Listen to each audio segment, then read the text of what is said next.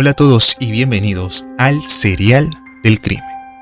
Todos escuchamos hablar, o mayormente se han referido acerca de asesinos seriales en Colombia o Ecuador, sobre Garavito o el monstruo de los Andes. Pero entre ellos dos existía un tercer asesino serial, el cual era igual de sádico y peligroso que ellos dos, pero no tan conocido, y su nombre era Daniel Camargo Barbosa. Y este es su resumen de su vida, sus crímenes, su juicio y su final. Pero antes de iniciar, no te olvides suscribirte, dale click a la campanita para poder ver nuevos videos. Ahora, sin más preámbulos, comencemos con el crimen.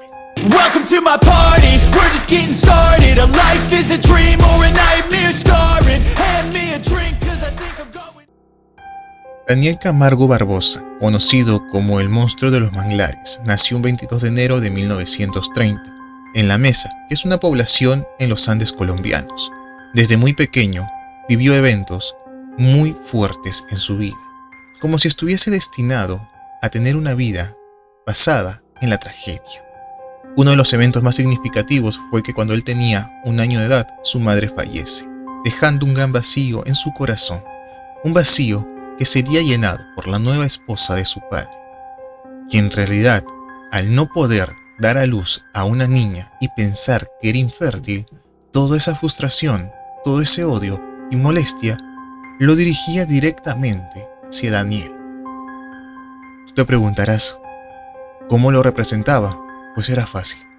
Como no podía tener una niña, ella quería sí o sí que Daniel Camargo se vista como una, tenga un nombre femenino y así vaya a la escuela.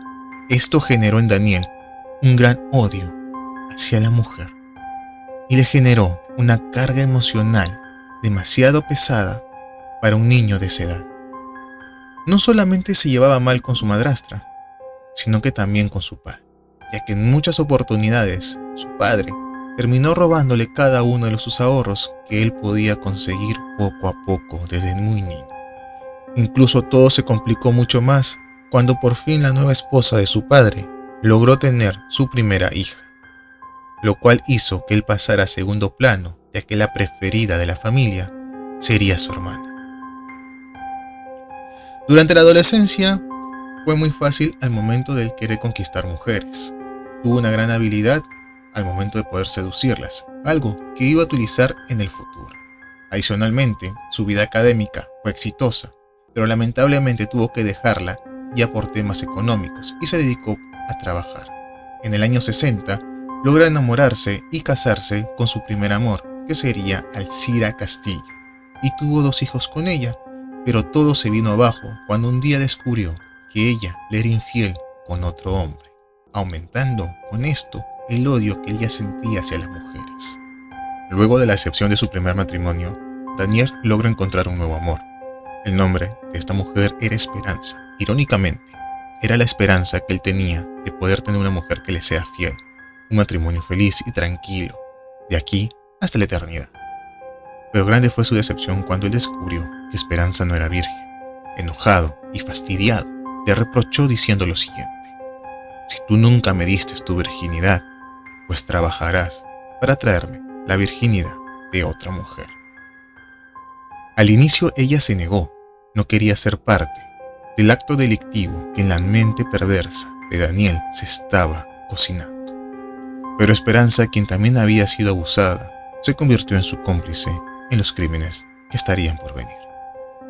La primera víctima fue una niña solamente de 13 años, a quien ellos decidieron dopar para que Daniel se la pueda llevar y abusar de ella. Este patrón lo siguieron para 8 o 9 niñas más.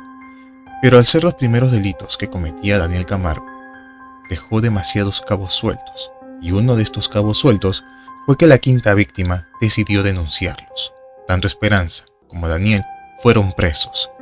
Al inicio, el juez determinó solamente darle 3 años de prisión. En ese caso, Daniel decidió cambiar su vida, decidió mejorar como un ser humano. Pero un segundo juez, al revisar mejor el caso, decidió darle 8 años de prisión. Luego de cumplir el tiempo en prisión, Daniel logró salir a la calle, pero esta vez no decidió cambiar para ser mejor persona, sino decidió cambiar su modus operandi para no dejar ningún cabo suelto. Esta vez decidió quitarle la vida a sus víctimas. La estrategia de Camargo y su pareja al inicio era la siguiente. Él se hacía pasar por un vigilante de la calle que buscaba una que otra víctima. Una vez identificada, se acercaba y con ella discutía acusándola de haber robado algo. En este momento Esperanza aprovechaba, se acercaba y quería calmar la situación, quería resolverlo. Por eso se las llevaba a una cafetería donde eran dopadas para que luego Daniel pueda llevárselas, abusar de ella y poder cometer su delito.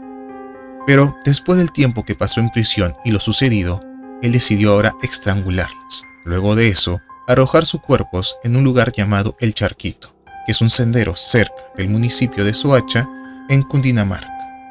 Así comenzó a evolucionar cada vez este monstruo.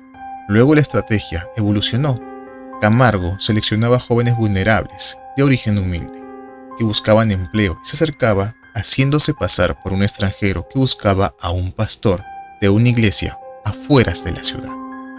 Una vez que las convencía, diciéndoles de que tenía que entregarle una fuerte suma de dinero y que las recompensaría, se las llevaba por el bosque donde él cometía sus abusos y también las asesinaba. Otro de los métodos que él utilizaba es que se hacía pasar por alguien nuevo de la zona y les prometía darles trabajo en una fábrica que estaba también por las afueras. Se las llevaba por el bosque y ahí es donde él aprovechaba para poder llevárselas. Pero claro, si es que estas niñas se daban cuenta de que él intentaba algo más y decidían retirarse, él no las obligaba, las dejaba ir. Pero si no, cometía directamente su crimen. Lo que él hacía era asfixiarlas y si en caso se resistían al momento del abuso, decidía apuñalarlas. Después que las víctimas fallecían, ahora las dejaba por el bosque. Tras ser liberado en el año 1973, él decide irse a vivir a Brasil, pero es arrestado por contar con documentación falsa. Al momento de solicitar sus documentos penales de Colombia, un retraso hizo que termine siendo deportado hacia Colombia. Aquí, él contaría con una identidad falsa y comenzaría a trabajar como un vendedor ambulante de televisores. Mientras trabajaba como vendedor, pasando por una escuela, ve a una niña de 9 años y decide secuestrarla, abusar de ella y para poder evitar ser encarcelado nuevamente, la asesina, siendo este su primer crimen como asesino. Daniel comienza a coleccionar nuevas víctimas, una tras otra, como si fuese una total adicción a la muerte. Camargo termina siendo detenido el 3 de mayo de 1974 en Barranquilla, justo por una de estas muertes, ya que decidió volver a la escena del crimen para poder recoger los televisores que había dejado olvidados. Aquí la policía lo logra encarcelar y le piensan dar un total de 30 años de cárcel, ya que se suponía que él había asesinado a más de 80 niñas, pero lamentablemente no se tenían pruebas y solamente pudo ser encarcelado por una de ellas. Al inicio, como mencioné, le dieron 30 años de cárcel, pero al final fue reducido a 25 años. Tú pensarás que a la edad que él tenía en ese momento, ya 25 años le ponía fin a su vida criminal, sobre todo porque había sido encarcelado en una de las prisiones de mayor seguridad de Colombia, conocido como el Alcatraz colombiano, ya que en 1984 él decide escaparse de esta prisión de alta seguridad con una balsa que había construido él de forma rudimentaria y después de haber estudiado el oleaje de esa zona. La policía pensó que él había fallecido, había sido devorado por tiburones, entonces no siguieron con la búsqueda. Pero en realidad, Daniel Camargo había logrado sobrevivir y llegar a Quito, donde al subir un autobús decide tomar un viaje hacia Guayaquil y aquí empezar nuevamente con sus crímenes. El 18 de diciembre de ese mismo año del 84, él secuestra a una niña de solo 9 años en la ciudad de Quevedo y al siguiente día desaparece otra niña más de solo 10 años. El monstruo estaba de vuelta y nadie lo podía parar. Entre 1984 y 1986, Camargo coleccionó una gran cantidad de víctimas, una tras otra en su haber. En un principio, la policía pensaba que estas víctimas eran ocasionadas por una pandilla, pero nunca pensaron que tantas muertes eran hechas solo por un solo hombre, que aprovechaba en poder vender incluso objetos de valor de sus propias víctimas. El 26 de febrero de 1986, Camargo iba a cometer su último crimen. Esta vez secuestró y asesinó y abusó de una niña de solamente 8 años llamada Elizabeth Telpes.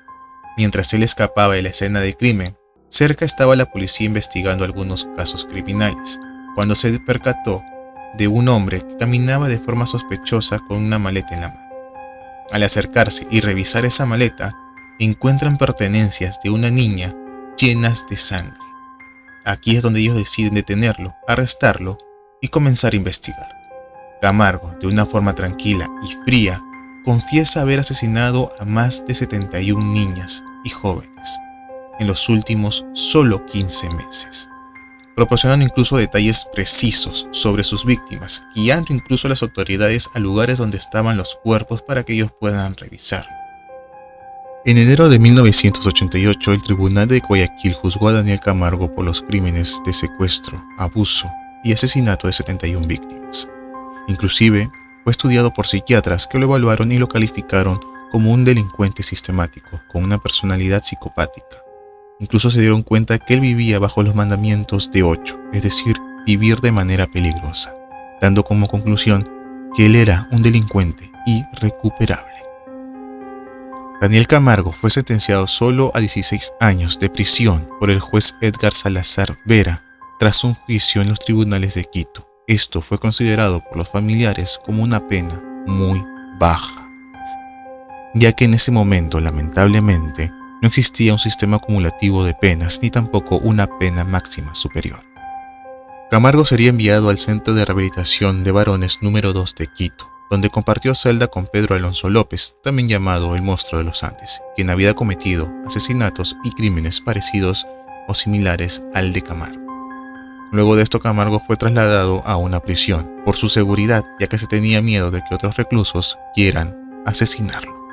Camargo prácticamente no cumplió su condena, ya que en noviembre de 1994 fue asesinado a puñaladas por otro recluso llamado Giovanni Noguera Jaramillo, que en realidad era un familiar de una de las víctimas de Daniel.